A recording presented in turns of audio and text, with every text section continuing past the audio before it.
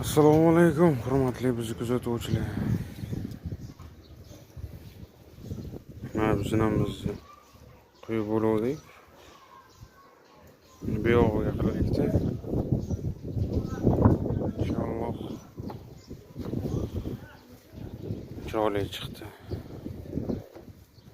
Endi hozir tepa apalka qismini bitqizsak, xudo xohlasa quyib yuboramiz betoniga.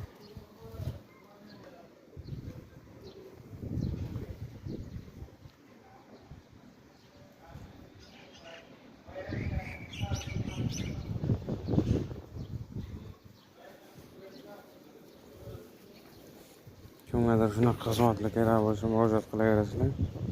Xudo xohlasa xizmatlarimiz O'zbekiston bo'ylab. Hozir bu Buxoro shahrida. Buxoro G'ijdon